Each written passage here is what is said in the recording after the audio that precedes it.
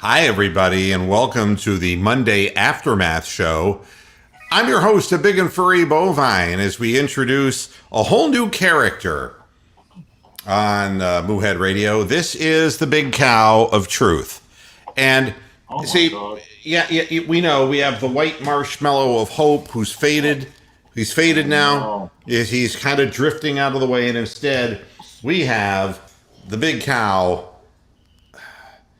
of truth. He looks banged up. He looks injured. Yeah. Yes, exactly. And sometimes you see the truth hurts, and sometimes he reflects exactly what's happening with the team, and he wants to just introduce himself. And he's going to talk. We're going to talk about the new Cleveland Browns mantra, and I want to really take exception with what is being said by a lot of people in social media, and I'm going to start with the man himself, Kevin Stefanski. I guess where it begins is the post-game press conference. The new mantra: we're a 3-3 football team, and we played like it. We were just very, very average, and that is my responsibility to get it fixed. This mantra was repeated one other time in the press conference after the game. The question was on if he still has faith that defensive coordinator Joe Woods can fix the Browns' defense. His answer: yes, we are a 3-3 football team, which means we are average across the board. So we all have to get better. All right. Wow. That is the new mantra. We are average. We are a 3-3 football team. We are average. And I want to take exception to that. Cleveland Browns were a good football team. They were a good football team last year, and they made the playoffs. Cleveland Browns were a good football team. They're worse this year than they were last year, record-wise. But I warned people in the beginning of the season that you're not going to continue winning 45-38 games. And this becomes a massive problem for the Cleveland Browns this year. All of those wondrous victories where we somehow pulled the rabbit out of the hat, scoring that many points against the Titans and beating teams, that would have been a game that last year we would have won against the Chargers. Instead, we had to fight through all the bad calls that came with the game, and we come up short in that game. And by coming up short in that game, that's a big L instead of, and that is 3-3 instead of 4-2. Guaranteed, if we were 4-2, people wouldn't be saying that about us, especially our head coach. The problem is that he's wrong. This is not, if you're going to say, okay, well, the Denver Broncos are 3-3 and the Cleveland Browns are 3-3, so we're both average teams, that kind of misses the point. My feeling is that what's average is that we have a disparity between the offense and the defense. The offense was scoring a lot of points. The defense was giving up a lot of points. Quarterback then got hurt. And we played a Bears team, which does have a good defense, just doesn't have any kind of offense. And we beat two teams that were really not very good teams, although the Vikings at least came back and won something for you, Tony. Yeah. Yeah. Hero. Big fucking deal. Yeah, but again, I warned people that we're a good football team that had to become a very good football team. And then if you get to that point, you get to the big game and you could become a great team. Well, we've regressed, according to the head coach, from being a good team to being an average team. And I want to congratulate Kevin Stefanski for literally dragging his team morale into the ground. I can't imagine what this is meant to do to guys who are breaking limbs and getting crushed on the field physically, to be told that they're mediocre, that they're average. to add to the national people on ESPN, etc., who just had a field day with the Browns. I didn't watch because their head coach admitted it. It is Chris Palmer's runaway train.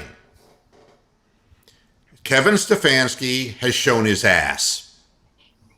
And as far as I'm concerned, not only is he wrong, but he has chosen the worst possible time to do it and to say it. And that does not express confidence in his players. But the big cow of truth is here to set the record straight. What is this team in actuality? It's a team that would have been competitive against the Cardinals if it had a defense. Everybody wants to point out, you only scored 14 points. Well, you take everybody's starting offensive tackles and starting running backs and take them out of the game. What are you going to get? If you did that to the Titans, they wouldn't even score a field goal. Yeah, I mean, right now, to focus in on this, the defense is clearly worse than the offense. And that has been the case last year, and it continues to be the case this year. It is not a matter of being average across the board, like Stefanski says. It is a matter of being, when healthy, above average on the offensive side of the ball and disturbingly inept on the defensive side of the ball, which has been the case with that exception of 2 games against 2 teams that, unlike, Diana Ross, didn't know where they were going to. So there you have it.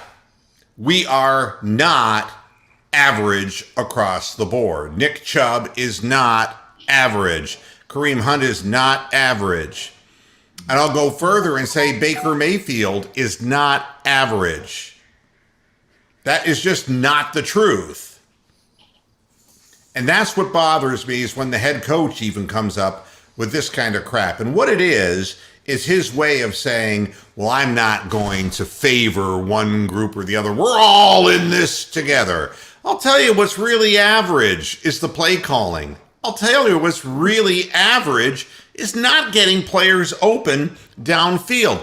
And he acknowledged that when he was asked about 4th down in today's press conference. I mean, I didn't watch this. Do I need to see this? I'm not going to share it because I'm tired of being warned by the people at YouTube that I was showing stuff that I shouldn't be showing. Yeah. It's not even worth showing, really, is it? No, I mean they're just going to be dicks about it, and YouTube actually warned you. That's wow. All the things they could be warning people about, like hate crimes and shit, they don't. So, I'm looking for this. If I can't find the exact quote, if the Browns are consider changing the mindset of going for it on 4th down, I really believe we have to call better plays and we have to execute better. In those moments when we are going for it, I have to make sure I give the guys something they can execute and something that we can get the ball out of our hands on time and those types of things. Now, that's a shit answer. It sounds like Matt Shermer. Yeah. That's shit, man. That's not even Shermer. And that is where I need to be better, he says. Each game is different. If I said it before, we are not being aggressive just for the sake of being aggressive. We're trying to be smart in what we're doing. We have to be better. Hey, I got an idea. Let's kick the fucking field goal. Yeah, I mean, that was all over. That sentiment was all over the Cleveland Browns Daily chat room. I know. Trust your fucking kicker. He's made kicks this year. Well, but the other issue is that this constant acknowledgement on Stefanski's part that that he was asked if he feels the need to say anything to the team to build morale entering the short week with multiple injuries. And get this, he says, I'll address the team later. Listen, it's the NFL. Injuries are part of the game. That's not the kind of morale we're talking about. No. I mean, this is not sitting and analyzing something, and there are emotions involved in this game. And there is a short circuit with Kevin Stefanski about this notion that everything has got to be pitch perfect. He's almost like Mr. Spock in Star Trek, trying to be purely logical when there is a component of emotion in this game. Can I pause you right there to Sure. respond to something real quick? Hey, Tori, don't be a fucking dumb shit. The quarterback doesn't play defense. The quarterback isn't covering people down fucking field, or lack thereof. So shut the fuck up. You know goddamn nothing. Okay, continue. Yeah. Well, and again, this guy's just trolling. Yeah, And it's a troll in the house. right. And again, the Baker Mayfield issue, and I'll say this to Tori, is a non sequitur, and I don't expect you to understand that because of your limited mentality. But it is a non sequitur because he's who you got. Here's the problem with making the Baker Mayfield argument now at 3-3 in the first third of the season. Here's the problem. Chances are he's not going to play on Thursday, folks. Baker Mayfield's play on Thursday. But I'm just telling you, I don't think he's going to. And you saw in the end of the game garbage time, and Case Keenum had no timing with the wide receivers, had no idea when to release the ball. We will be destroyed with Case Keenum. All right. This idea that Case Keenum is somehow Superman, and just because he played with Stefanski before, that means all of a sudden he's going to come in and lead the Browns to the Super Bowl. That idea, I really hope Keenum does play, because I can't wait. It'll be bad for us, but for these people who continue to say this stupid stuff, they need to see it. They need to see that Case Keenum is not great for them to shut up about it. Not that Baker's been great either, but like you said, he's what we got, and he is the best option, hurt or not. It's a position that we're in right now. Why are we paying Case Keenum $8 million for him to suck as a backup? Well, and the part of this that is more daunting, if you want to look ahead, is that you're saying, well, damn it, let's just get rid of Baker because he's not the guy. And it's like there are a bunch of teams, 30 to be exact, who don't have the guy. All right? One will have the guy. All right? One will have the guy that wins the Super Bowl. And the other 30 teams are going to wonder if Josh Allen comes out and fails again, or if Mahomes doesn't get to the Super Bowl again, they're going to say, we're starting to say the Chiefs are broken. The press adds to this melodrama. The Cleveland Browns have a decision to make on Baker Mayfield. And I want to ask every fan, from a standpoint of truth, if you had a choice and you owned the football team, what would you do? Would you not sign him for the next 5 years, and thereby going into next season, going in with no quarterback, because you have no quarterback on your roster who's capable of starting, and picking up another scrap heap guy like a Cam Newton and going at it that way and becoming a 4-13 football team again? Because here's the problem with that kind of lack of logic.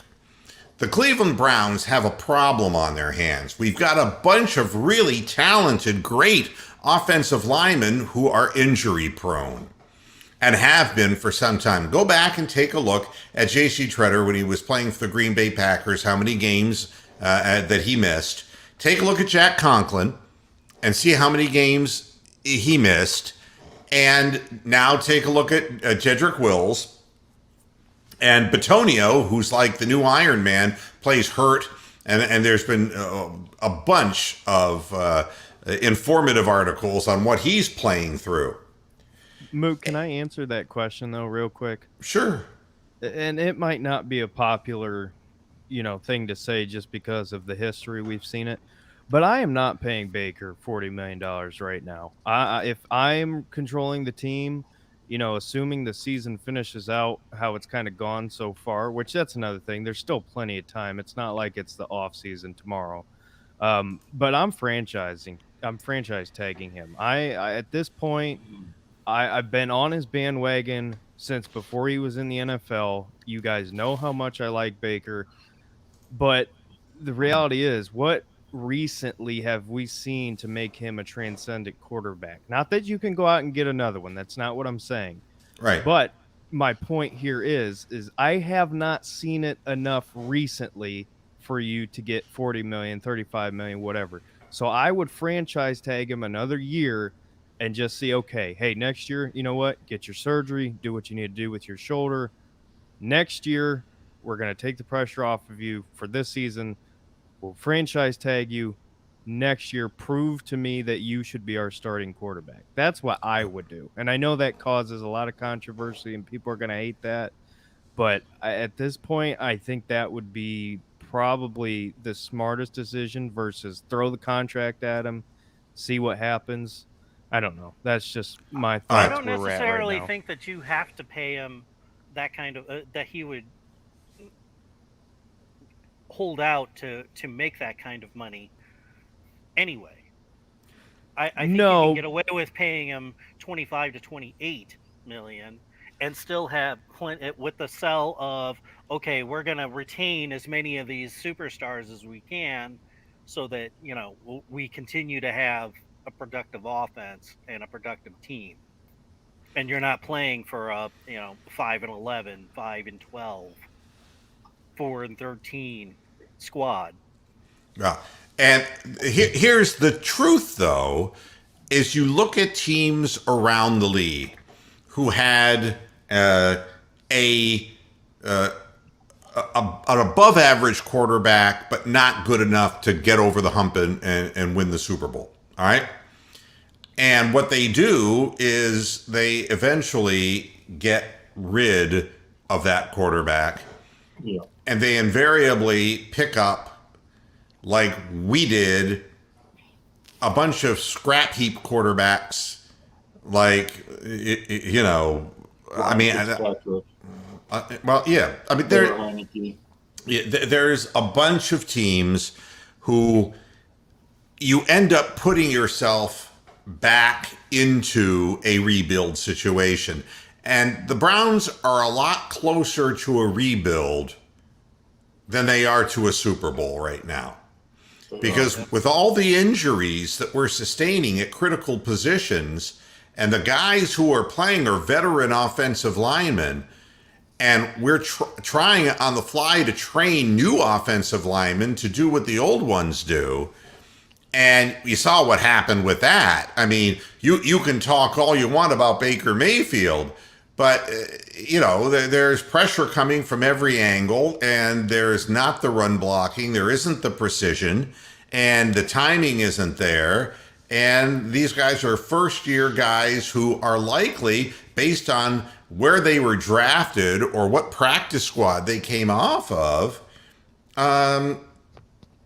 they're not going to be starting NFL players. They're going to be cannon fodder. And you know what, though? Another thing, talking about the decisions to come, I'm not paying Denzel Ward top cornerback money right now. No. I'm not doing it. You're hurt every year, and we haven't really seen the production as much as far as recently. And I think a lot of it's scheme too. But at the same time, we can't waste this opportunity and waste the money we have to make these guys our cornerstone pieces if they're not going to be there, number one, and if they're not going to produce, number two. Well, the reason they're not going to be here is because we don't have backup offensive linemen to protect them. And Baker Mayfield, it was a no-brainer that we'd re-sign Baker Mayfield until his shoulder got separated. So what my point is that if you just decide you're not going to re-sign Baker Mayfield, you're in a full-bore rebuild with a bunch of old offensive linemen, and you have no chance of going anywhere. And the last time that happened to Cleveland, it was more than 20 years. And don't laugh. It's what, I mean, the Lions had Matthew Stafford. Yeah. All right. And they couldn't get anywhere with Matthew Stafford. The Rams were getting a lot of mileage out of Matthew Stafford. But what do they have now? Nothing. You look at every team, every single team who had a guy who graded up above average. You know, they wind up with somebody who is just scrap heap, and they swallow several losing seasons to have a chance to draft a quarterback. And that's what I was just about to say. You know, I'm the one who tends to pay attention to the draft stuff in college. If you're somebody out there and you're thinking, well, the Browns can just draft a quarterback, whatever, anybody would be better. This quarterback class is one of the weirdest. It's not.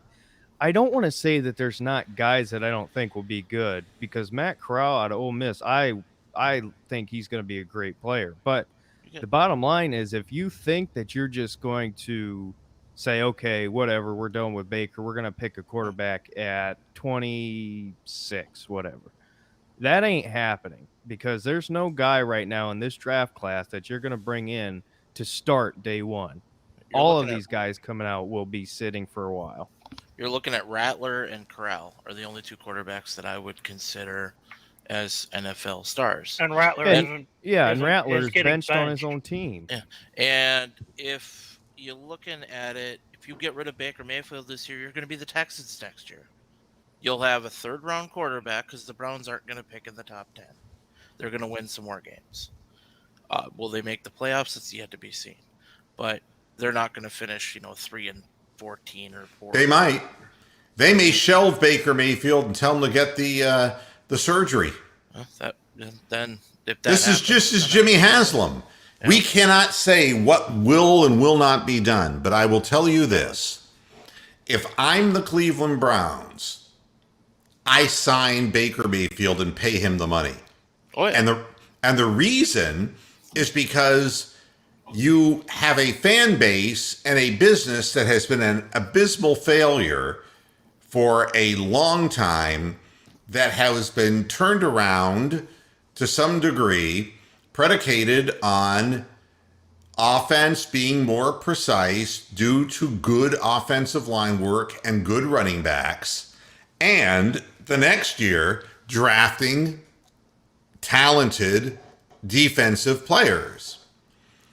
And the option here is a no-brainer, because if you get rid of Baker Mayfield, I mean, why everybody thinks that they're going to get the next amazing quarterback when it could damn well be Sam Darnold again. It could just be Brandon Weeden again. It could just be Johnny Manziel again. Quinn. Yeah, I mean, over and over again. And if you want that, then you want pain. You want pain inflicted on you. I mean, And you want that, and you pick up a rookie quarterback, and you sign a veteran to help him along the way. And your top 3 free agents this year are Pigpen Roethlisberger, fucking Jameis Winston, and Teddy Bridgewater. Those are the top 3 quarterbacks in the free agent class. And this is what happens. Time stands still for no team. And you're always you're just in a balance here between, are we really trying to be good now, or are we always trying to be good later, but we're never good now? Go ahead, Mark. Just to address Captain or Caption Shadow here, whatever his name is. We've been trying to draft linemen. Jedrick Wills been getting hurt. Austin Corbett was a bust. Drew Forbes is God knows where, somewhere hiding in Berea. We have drafted offensive linemen. They just haven't worked out yet. Or they're project guys that they're trying to force into project donkey guys. Yeah, I mean, the offensive line. They drafted the guy out of Cincinnati this year, right? Or was he a UDFA? That's Hudson, and he's not supposed to be playing right now, but he's starting at right tackle. Well, because everybody else is hurt. Last year. Yeah. Actually, And everybody else is injured. They're not hurt. They're injured. all right, Mark. So if you sign Baker, we already have the second best roster, and we are 3-3. ... But the second best roster isn't playing. The second best roster, you can't say what the defensive players are because they're totally confused about what they're doing out on the field. And I got some things I can tell you about that. Ronnie Harrison was out there. What they're doing is in this mayhem to try to get turnovers and try to make a play. They're abandoning their zone.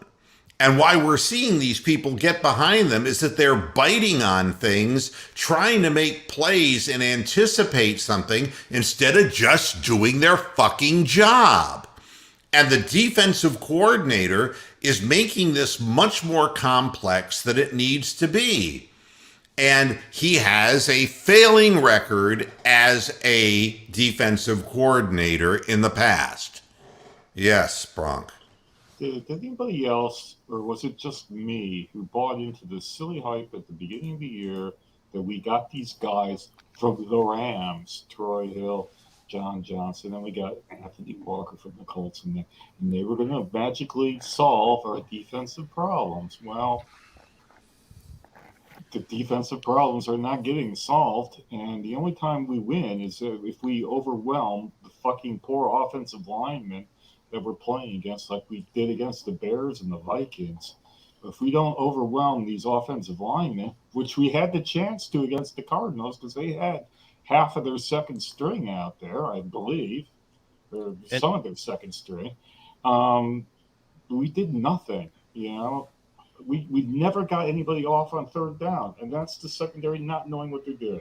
Well, if you keep offering people contracts and they're declining, you're taking it one way, Keith. You're saying, well, they don't want to be here. And that's not true. What it amounts to is that they disagree on a number. Baker Mayfield is not going to go to a Super Bowl team. Correct. I mean, if he's not signed by the Browns, he'll be signed by a team that's a mediocre team, and The all Detroit of the Lions. Not whatever, that bad, and you know, maybe not that bad. They wouldn't pay him that much money, but they will because he's gotten into the playoffs. He Or will. he could go to the fucking Vikings. Yeah. He'll. He could go to the Colts. I'd- He could go. Cheaper option than Cousins, I'll tell you that.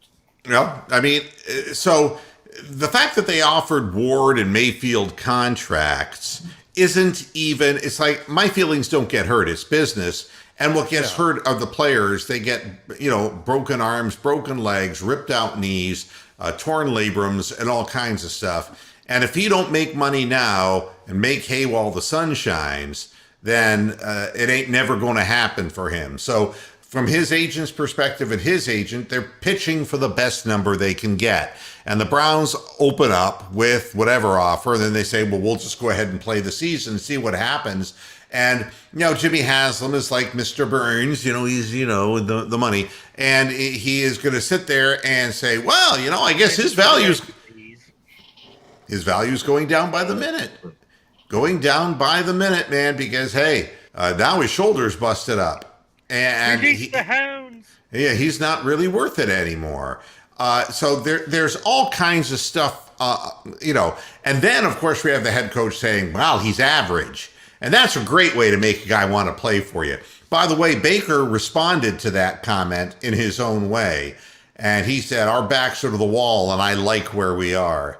And the fact of the matter is what he's saying is, you can tell me I'm average, but I'm going to go out there and I'm going to play as hard as I can play for as long as I can play.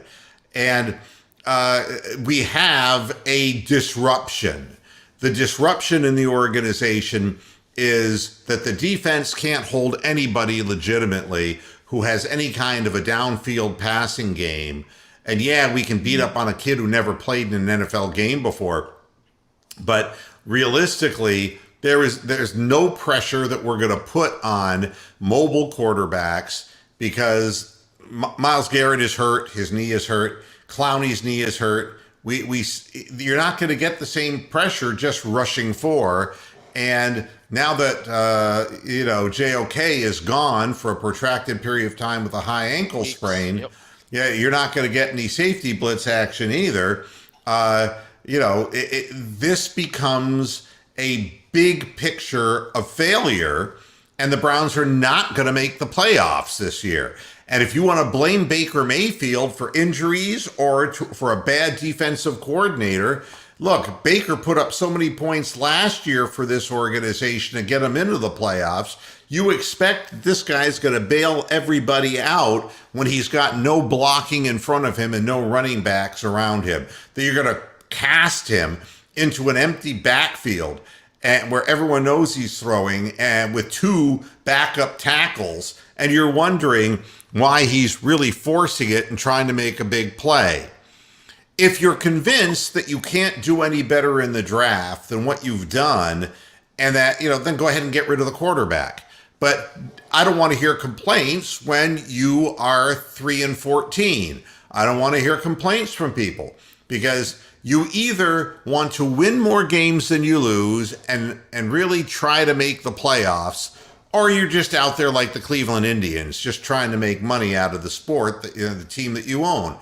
If that's what you want from the Browns, I don't want Baker Mayfield, he's average. And then what you end up getting is just some clown who is... Kessler. Yeah, right, a noodle arm or whatever. Then you go ahead and watch that shit. You watch that shit. That's what we've been watching for decades. And if you want to watch it, if you're like the monkeys and you're the young generation and you've got something to say, then you go right ahead and say it. You watch that shit. I ain't gonna watch that shit. The team has the players today that has the capability, as they proved last year, to make it to the playoffs. What we don't have is a defensive coordinator. That is for sure. Yep. And that's what needs to be cleaned up, because if we had a defensive coordinator, we would have won 2 more games this year, and this wouldn't even be a fucking issue. It wouldn't even be an issue. Yeah, and off of Bronk's point earlier, you look at what we said about Andrew Sandejo. It's not that he's a great player, but I mean, he's doing pretty fine on the Colts. And guess what? John Johnson, who was a great safety last year, comes in and he's struggling big. So what does that tell you? I don't think it's a player. It's if you need any more clarification that it's the scheme, right there. Look at the players who were in the scheme, sucked, and left, and now they're better. Look at the players who were great before, came into the scheme, and now they suck. Well, what's happening is Joe Woods is utilizing people in the box to stop the run who are better deep coverage guys, and he's putting his deep coverage guys in the box, and he's putting guys who should be in the box back in his deep coverage. I mean, and man people playing zone. Some people playing man. Yeah, exactly. It's fucked up. Yeah. So, I mean, that's the issue right now. You need to because these are young defensive players. And I'll tell you when players get hurt. And this is not something I'm making up. It is something factual. If you're thinking and not reacting, you're going to get hurt. Because in that moment that you go blank, you're going to get blindsided. You don't know where you're supposed to be. These young players don't know. Is dead. Yeah, and they don't know. They honest to God, do not know what they're supposed to be doing. There is no way to get better because the communication is not there, and this is the wrong guy for the job. In fact, Joe Woods is the wrong guy for every defensive coordinating job. He's not competent. And I don't want to drag down the above average players that we have for this bozo who's down here and say, well, it averages out. We're just average all the way across the board. Call him out for what he is. He's unsuccessful.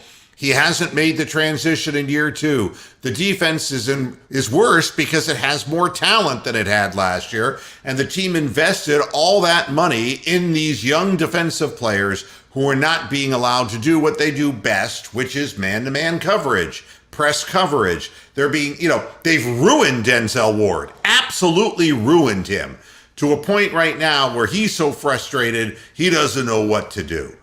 It's obvious by looking at them that they are just hurling their bodies at people because they're constantly not in position to make plays. If you got rid of Joe Woods, it would help the team immensely right now. If you want to save the season, get him the fuck out of here. Because that's what's holding the team back. It's what held the team back last year. The defense isn't reliable. And you can afford mistakes with a quarterback. And Stefanski will come on and go, we're -3. We're -. Well, hold on. I want to finish this thought. You're going to be minus every single game you play. If your men defensively are consistently out of position, how are you going to get a takeaway? They put the ball on the floor, on the ground, four times, and we didn't fall on the ball. We're never where we're supposed to be. How are you supposed to do that? How are you supposed to strip somebody after they catch it if there's nobody 3 yards, 4 yards around them? How is that going to happen? So right off the bat, this minus and plus bullshit talk, there have never been a lot of turnovers created by Joe Woods' defense. Not in Denver and not in Cleveland. It didn't happen. And what you're saying is, well, geez, if we could get a pass rush from our front four, well, God, if I had a 12-inch dick, I'd be a porn star now, wouldn't I? And I mean, look at me. I'm fucking ugly. Look at me. But if I had a 12-inch dick, there's a place for me in porn. It's ridiculous. We don't have a defensive coordinator, and we need one. And we've invested in these players, and they're not average, folks. They were not average college players. And they just don't know what they're supposed to do. And it's just killed the team. Killed us. It's visible on the field. I couldn't remember how many times you saw Grady or somebody else with their hands up going, what am I supposed to do? Busted coverages every week. I'm like, how in the fuck is DeAndre Hopkins that wide open? Well, and that play was broken down. I had video on that, which I can't show. But what happens is JJ, I'm just going to call him JJ. I told you YouTube was a bunch of pricks. Yeah, well, I mean, what can I tell you? I mean, everybody wants a little piece of the pie, and that's all wonderful and good. But I can tell you what happened. You don't need to see it. Ronnie Harrison sneaked up to the line. He started sticking his nose in, and they were supposed to have 2 deep in the end zone. And what was more pathetic in my mind, and the perfect indication that the players on the field are just fed up themselves with it, was you force a guy into throwing 3rd down and goal, and he dumps it off to DeAndre Hopkins, and 2 guys just stand there and let him go right between them. They didn't even tackle him, and they just let him carry him into the end zone. That was the big touchdown for the Cardinals. And, you can tell when players stop giving maximum effort. These guys were flying to the ball, and now all of a sudden, it's not the same. They got to get rid of the cancer that's in that locker room, and that is Joe Woods. He's not good. He's not good at what he does, and he's not average at what he does. He is way below average, and it's killing the team. And if you think that Baker Mayfield or any other quarterback, for that matter, is going to come to Cleveland and do any better than Baker, you're sadly mistaken. I looked at film of what Baker was seeing downfield, and I saw it. And Stefanski, they asked him about the sack where he was stripped from behind, and he said, "It's Baker trying to make a play." He goes, and he had bought himself time and looked down the field, but there was nobody open. He said that himself, and he goes, "The problem that we're having on 4th down is, the truth is," he said, and this is what he said in his right after the game, "the truth is, I'm not getting anybody open on these plays." So I mean, who's average? Who's below average? But I'm really tired of hearing that every week and nothing changes. You can tell Well, me we all something are. 100 Yeah. times, but it doesn't matter if you don't do anything about it. And You- at the end of the day, it's on him. He's the one who's deciding to Well, call plays. but and that's what's going to happen. What happens to coaches is they're not going to take a young guy like Stefanski and fire his ass. You're not going to do that. But what they're going to do is chisel away at him. Well, maybe AVP should be calling the plays. And, maybe, you need this kind of help from the Well, booth. And that's already started. yeah, so I mean, if the organization does that, they'll whittle his authority down bit by bit. And I think he's trying to do too much himself. And I think that he is not, this scheme is being figured out by people in the league. And I think also we do not have enough speed at the wide receiver position to really threaten anybody. Yeah, Bronk. It was absolutely tragic listening to Jim Donovan yesterday, because in the first quarter he was complaining about the bad calls, and rightfully so, and the hit out of bounds and all that. But by the end of the game, the man was beaten, and he said several times about the Cardinals dropping the ball on the ground at least 4 times, and there was no Brown there to get a turnover. And so he doesn't think the problem is us making turnovers. The problem is the defense causing them.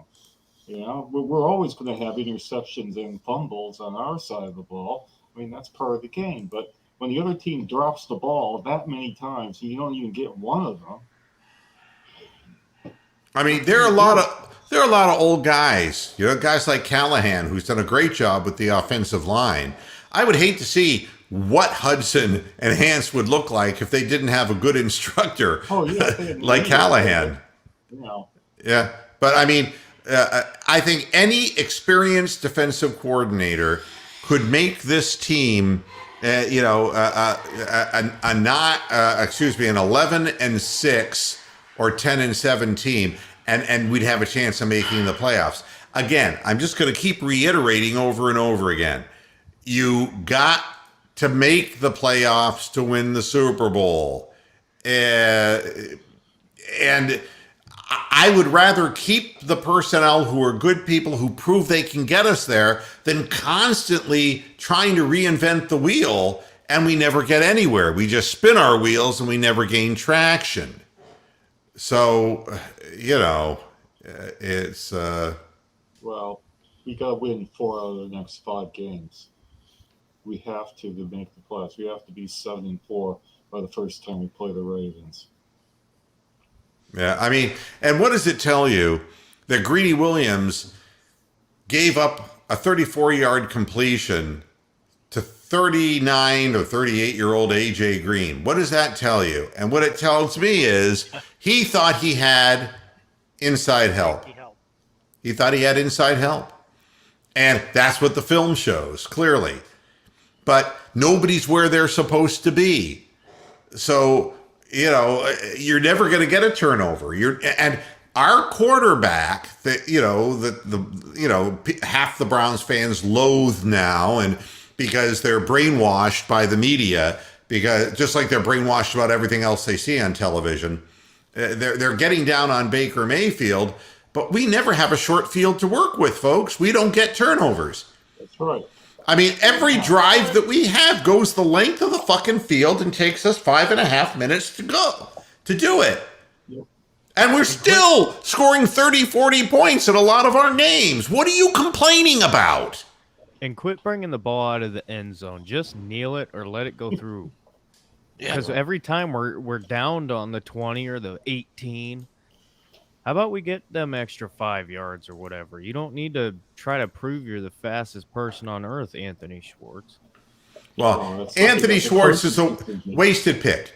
Anthony Schwartz is a wasted pick.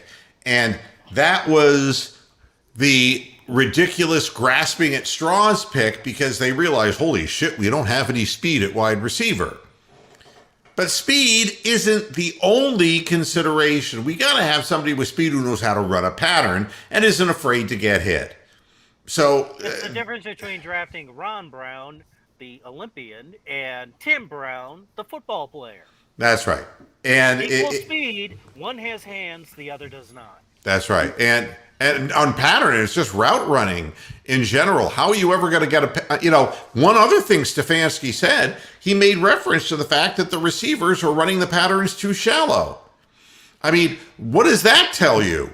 I mean, it's like, oh, Baker overthrew it again. It's like, did he? Or were the receivers in the wrong spot? There's just a lot of question marks here. And this was such an organized, meshed machine last season, and it's been disrupted this year for whatever reason. And I think you can only keep bad defense on the field for so long before the offense just quits, or they just become sitting ducks and get injured. And I think that's what happens. I think that, they force you into more passing situations. Nature and injury takes away our running game. And when we are one-dimensional with the pass, we can't win. And they say, oh, it's Baker. No, it's Ben Roethlisberger. It's Patrick Mahomes. It's every quarterback in the league. Believe me, Joe Burrow threw the ball fucking 60 times a game last year and couldn't win for shit.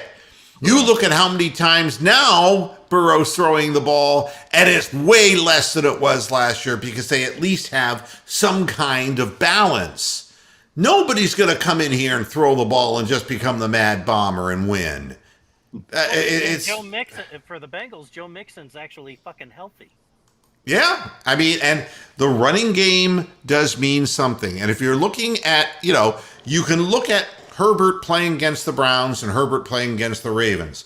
And if I showed you one game, you'd say he's great. And if I showed you the next one, you'd say that guy sucks. Yeah.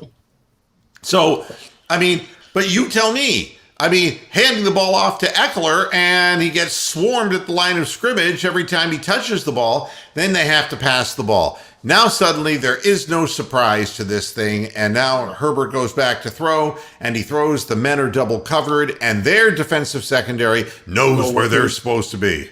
Where they're supposed to. Exactly. The Ravens defense may not have as much talent even as the Browns do on paper, but they know where they're meant to be. And they're there to kill them. That was an amazing game. In fact, I would say the Chargers got their ass whipped more by the Ravens than the Browns got their ass whipped by the Cardinals. And the fact is that they quit too. Their defense quit right on the field, literally quit.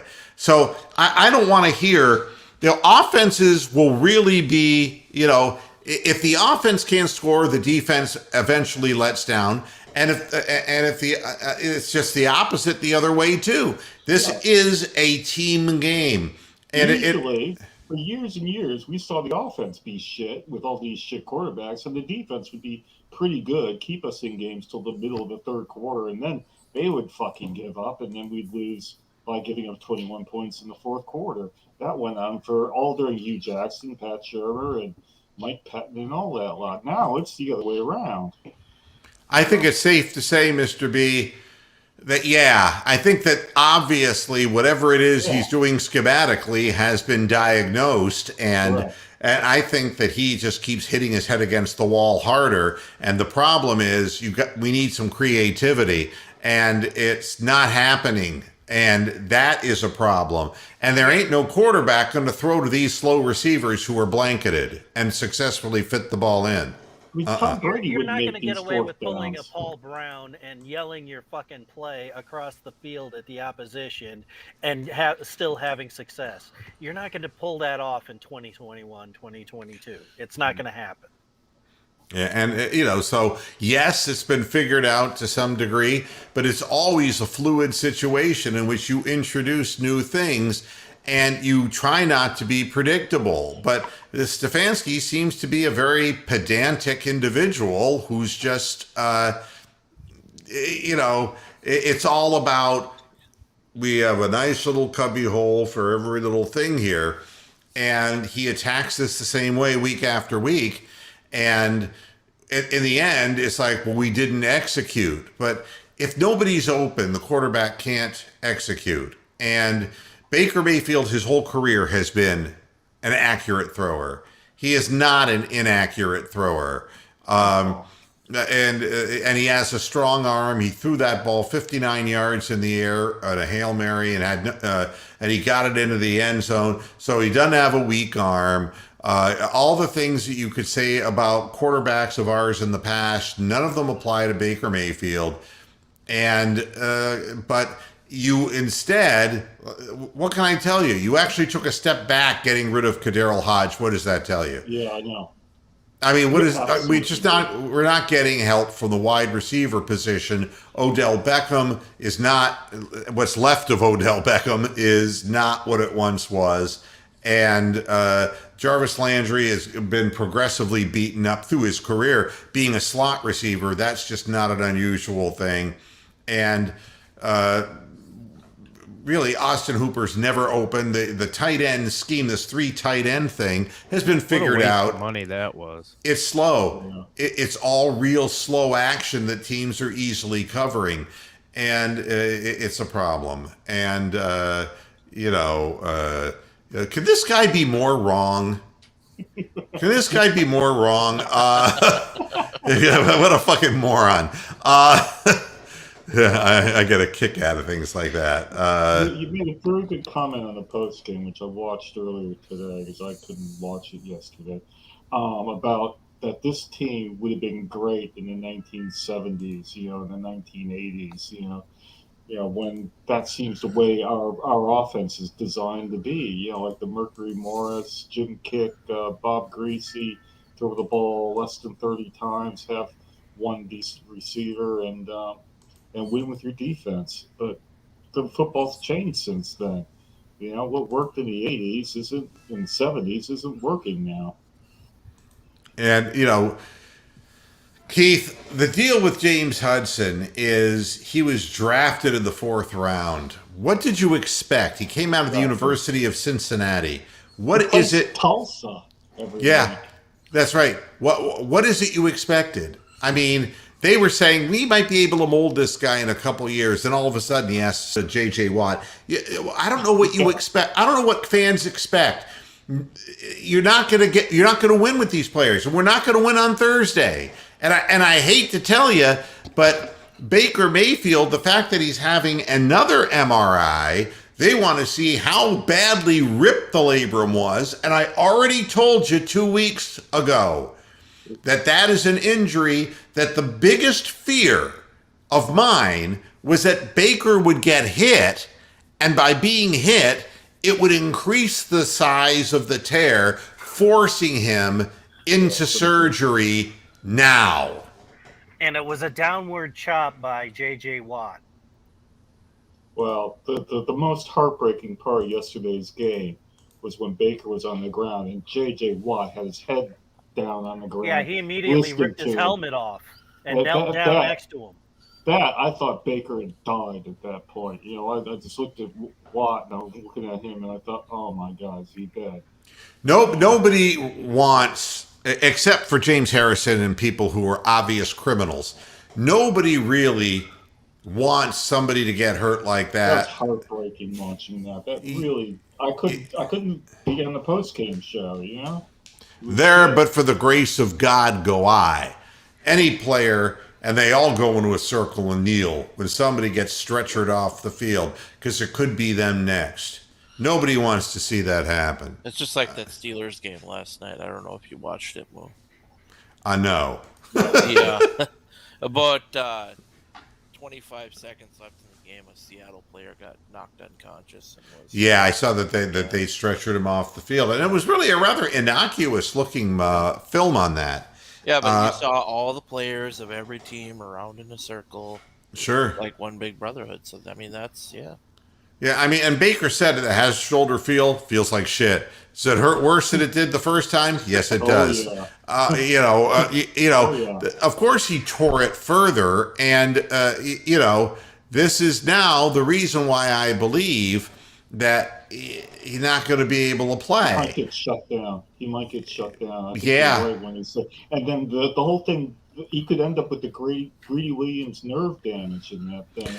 Well, the real issue is if he's going into a contract year, and the damage that can be done here as a commodity. I'm not talking about as a human being because there's no humanity in football, but as a commodity for an agent to make money off of, and they got to make sure he's healthy so that he can perform for whomever he's going to play for. It's stupid for him to keep going out and doing this. He's hurting his own career. And I don't think that Baker Mayfield is going to play on Thursday. I know that Nick Chubb's not going to play on Thursday. We know that Kareem Hunt's gone for 4 to 6 weeks. We know that JOK is gone for 4 to 6 weeks. Yep. And with a high ankle sprain, God only knows how long a high ankle sprain will last and what he will be when he comes back. We know all of these things. And that Myles Garrett is not going to for the rest of the year, he's going to have a sore knee, and so is Jadeveon Clowney. Look, it doesn't get easier as you go.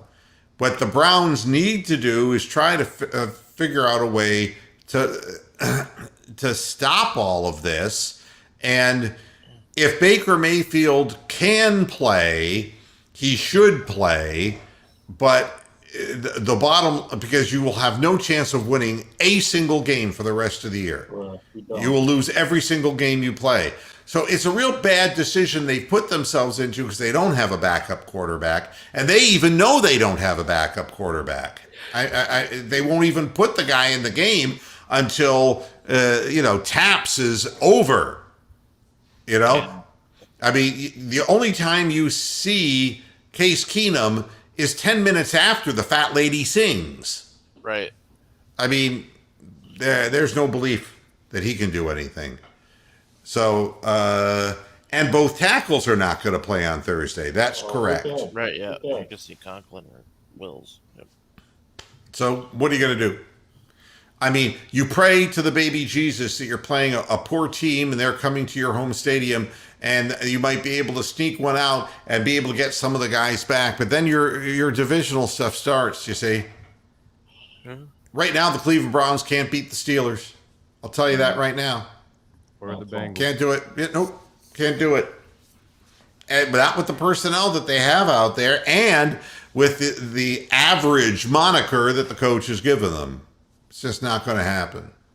Show the big cow of truth again. The big cow of truth. Oh, look at him. He's hurt. He's hurt. He's got a few hooves and hoof damage, and he's got a big patch on his neck there, and another patch. And look, he's got a sticker that says "Press here." Press here. Oh wow. Yeah, he was a squeak toy at one time, but look, he's silent. Squeak. See, he's getting old. He's lost his squeak. His larynx has been removed. I mean, it's a horrible thing getting old. I wanted to finish up the show with, if you don't get anything else out of this show, just realize that I don't believe the Browns are a very, very, very average team. I think that's a head coach that is really deflecting the fact that he doesn't have, or if he does have an explanation for how the team has regressed with more defensive talent than it had last year, he's not speaking up. But I wanted to point out a story which is more local than it normally would be, that Dick Vitale has announced that he has lymphoma. Oh. And Dick lives down the road from me, and I've had a lot of fun, with Dick, both in person and on the air. And Dick is not at all in his personal private life at all like his TV incarnation. And he and I have had several very nice conversations and interesting conversations about working national broadcasts for, network quality broadcast, which is always an interest of mine. To find out that he has lymphoma and is now going to be starting 6 months of chemotherapy. He's 82 years old. They say that it's a 90% success rate. The definition of success, I don't know what kind of lymphoma he has, but the fact is it's going to consume the rest of his life fighting this situation. And I personally want to pass along my best wishes to Dick Vitale. And, I don't want to see him go the same way that Jim Valvano went. And I surely hope that he can have a good quality of life and continue with us here. He is a very well-known figure here where I live. And, it's not a matter of, doing his voice and joking about him now. This is all too real, and I hope that he gets better. So with that sad news, I just want to finish up the program and thank everybody for supporting the show. It's a short week this week. Thursday the game comes on. I'm not doing a post-game show because there's all kinds of. It'll be 11 o'clock at night. It'll be 11 o'clock at night, and we have hours here, and I just can't. I get so ramped up that I'm not able to go to sleep after that, and I don't want that to happen to me. So You'll do a halftime show, though, right? I'll do a halftime show, and that'll probably, by halftime, we're going to know the whole story anyway. We'll know by then. It's not going to leave much to the imagination.